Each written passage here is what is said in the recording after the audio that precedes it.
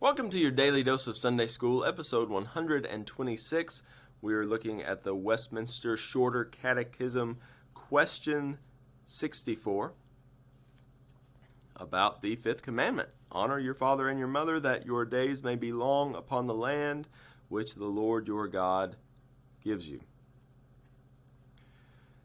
Question 64 is, what is required in the fifth commandment? The fifth commandment requires the preserving, the honor, and performing the duties belonging to everyone in their several places and relations as superiors, inferiors, or equals.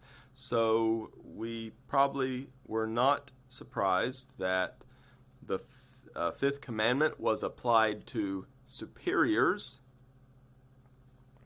The Westminster Assembly also applies it to inferiors and equals. We're going to talk about inferiors. Now, inferior does not mean, as some might use it today, it's not intended to mean someone of lesser value, but someone of lesser authority. And, well, how does a commandment about honoring your father and mother apply to someone of lesser authority? Well, for one thing, this commandment to honor parents in the New Testament, it's always joined with, well, I don't know about 100% of the time, but often joined with commandments for parents, how they are to act.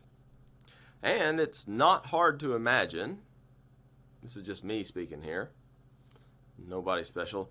It's not hard to imagine that the fact, if you're a parent, which I am, the fact that you're a parent and you are expecting this child to show you honor, it puts an expectation on you that you would act in a way that is worthy of that honor, that you're not violating the honor that God has commanded be bestowed upon you. Put away some nonsense. Quit acting like a fool. Quit acting childish. Start acting in a way deserving of honor. Try to be a parent that it is not difficult to honor. So Ephesians 6, you can hear all these. I'm sure we'll be back to this tomorrow. I don't know, maybe not. Yeah, it looks like it. Children, obey your parents in the Lord, for this is right. Honor your father and mother. This is the first commandment with promise, that your days may go well with you and that you may live long in the land. And then look what Paul turns around and does. Fathers, do not provoke your children to anger, but bring them up in the discipline and instruction of the Lord. These things are reciprocal. The children have a certain responsibility, and the parents have a certain responsibility to their children, which is not to provoke them to anger, so not to do things which will unnecessarily anger them, but having an eye towards the children being raised in the Lord. Here we go a little further. Slaves, obey your earthly masters with fear and trembling, with a sincere heart, as you would Christ, not by the way of eye service as people pleasers, but as servants of Christ, doing the will of God from the heart, rendering service with a good will as to the Lord and not to man, knowing that whatever good anyone does, this he will receive back from the Lord, whether he's a slave or free.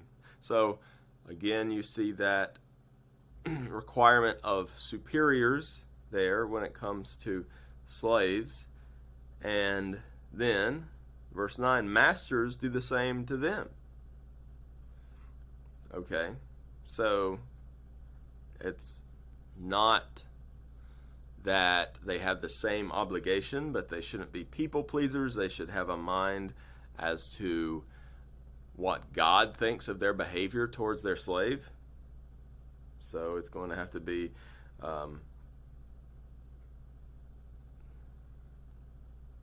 kind, with a fear of God. And says, and stop your threatening, knowing that he who is both their master and yours is in heaven, and that there is no partiality with him.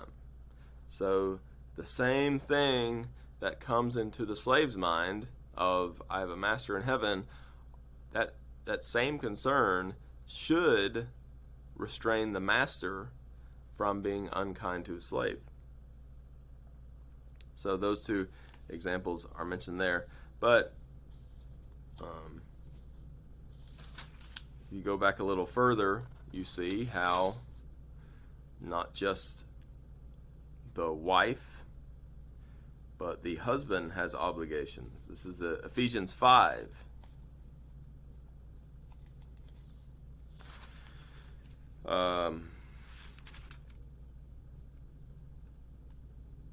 Wives, submit to your own, this is 5:22, wives, submit to your own husbands as to the Lord, for the husband is the head of the wife, even as Christ is the head of the church, his body, and is himself the Savior. Now as the church submits to Christ, so also wives should submit in everything to their husbands. Husbands, love your wives as Christ loved the church and gave himself up for her, that he might sanctify her, having cleansed her by the washing of water with the word, so that he might present the church to himself in splendor, without spot or wrinkle or any such thing, that she might be holy and without blemish. In the same way, husbands should love their wives as their own bodies. He who loves his wife loves himself. So, this all the time implied in the law, the New Testament writers make it very clear that it is not enough just to expect those below you in authority to carry out their duties with a happy attitude, but you should also be carrying out your duty which God has given you. You should be, that role which God has put you in has its own duties as well, and they're very serious.